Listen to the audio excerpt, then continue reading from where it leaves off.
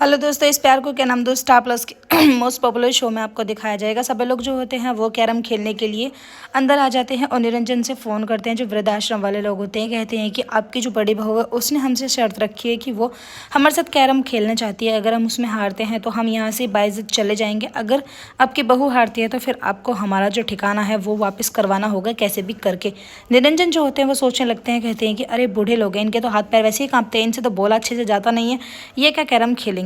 यही अच्छा मौका है इनको अपने घर से भगाने का। उधर आस्था जो होती है इनसे मिलने के लिए जाती हैं, कहती हैं कि ये क्या ज़रूरत है जोश जोश में गेम के लिए बोलने की, तुम्हें पता है ना कि तुम लोग गेम नहीं खेल सकते हो अच्छे से। तभी जो बुजुर्ग लोग होते हैं वो कहते हैं कि हमें नहीं पता बेटा, आस्था जो भी कुछ करोगी तुम ही करोगी, हमारी इज्जत जो है वो तुम्हें ही बचानी है। आस्था जो होती है वो कहती हैं कि कुछ नहीं, बस आपका कुछ कुछ नहीं हो सकता। सभी लोग जो होते हैं वो कैरम की प्रैक्टिस कर रहे होते हैं। उधर आप देखेंगे आस्था जो होती हैं वो गहरी सोच में डूबी हुई होती हैं कि तभी वहाँ पर श्लोक आ जाते हैं, कहते हैं कि ओ हेलो मैडम, क्या तुम टीवी सीरियल की कोई क्वीन हो क्या, जो 24 घंटे कुछ ना कुछ सोचती रहती हो, क्या चलता रहता है आखिर तुम्हारे दिमाग में। कि सभी लोग जो होते हैं फिर नीचे गेम खेलने के लिए आ जाते हैं। एक तरफ सोजल और श्लोक होते हैं, दूसरी तरफ एक बाबा होते हैं और एक आंटी बैठी हुई होती हैं। सभी लोग जो होते हैं वो खेल खेल रहे होते हैं, लेकिन ये जो वृद्धाश्रम वाले लोग होते हैं ये बराबर हार रहे होते हैं। कि तभी आस्था जो होती हैं वो कहती हैं कि आस्था अब तो तुझे मैदान में कूदना ही पड़ेगा। तभी आस्था जो होती हैं वो जाती हैं और अपना भेष बदल के आ जाती हैं। पहले तो वो कोशिश करती हैं कि गोटी वगैरह ही चुरा चुरा कर वो अपने बाबा के हाथ में दे रही होती हैं कि ताकि वो जीत जाएं, लेकिन अंजलि जो होती है सब देख रही होती है।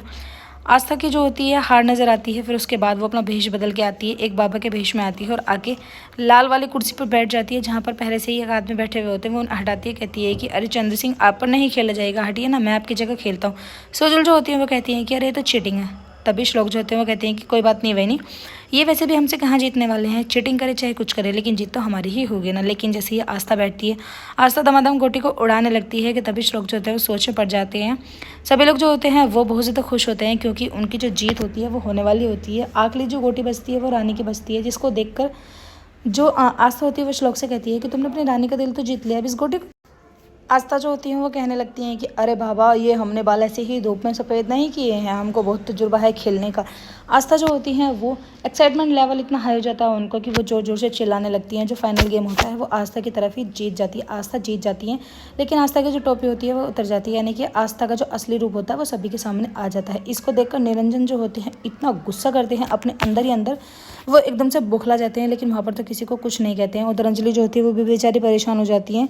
तभी वो आस्था को डांटने लगती हैं, कहती हैं कि आस्था, तुम्हारी इतनी हिम्मत हुई कि तुम साहिब के खिलाफ जाओगे। वो कहती हैं कि नहीं नहीं, मैं किसी के खिलाफ नहीं जा रही हूँ, बस मैं तो यहाँ पर मस्ती ही कर रही थी। सोजल जो होती है वो कहती हैं कि तुम इस परिवार में रहती हो, यहाँ का खाती हो और ये तुम्हारी ससुराल है, लेकिन उसके बाद भी तुम लोग जो है तुम मतलब इन बूढ़े लोगों की साथ दे रही हो, बल्कि ये नहीं कि इनको कैसे घर से भगाया जाए। आस्था जो होती हैं वो आराम से ही बैठी हुई रहती हैं, श्लोक को समझाने की कोशिश करती हैं, लेकिन श्लोक जो होते हैं वो सभी के सामने से आस्था को उठाते हैं, उनका हाथ पकड़ते हैं और वहाँ से घसीटते हुए ले जाते हैं। कहते हैं कि तुम ऊपर चलो, तो मैं तुम्हें वहाँ जाकर बताऊंगा। निरंजन जो होते हैं वो अपने मन ही मन में सोच रहे होते हैं, कहते हैं कि वाह, आज तुमने बेटा प्रूफ कर दिया कि तुम असली मेरे बेटे हो। बिल्कुल तुम्हें पता है कि औरत को कैसे ढील दी जाती है और कहाँ पर उसके पेट जो है वो खींचे जाते हैं। निरंजन जो होते हैं वो अपने मन ही मन में बहुत ज़्यादा खुश हो रहे होते हैं क्योंकि उन्हें आस्था की हार नज़र आती है। श्लोक जो होते हैं वो रूम में चले जाते हैं, कहते हैं कि आखिर तुम्हारी प्रॉब्लम क्या है, तुम्हें पता है ना, तुम हर जगह बाबा की बेइज्जती करने पर क्यों तुली रहती हो।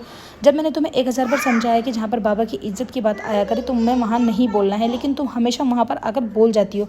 आस्था जो होती है वो कहती हैं कि मैंने सिर्फ गेम ही तो खेला है, इतनी बड़ी तो कुछ ऐसी बात नहीं हुई।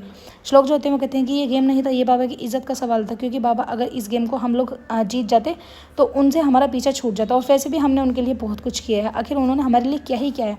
तभी आस्था जो होती है उस सारी सच्चाई को रिवील करती हैं, कहती हैं कि क्या तुम्हें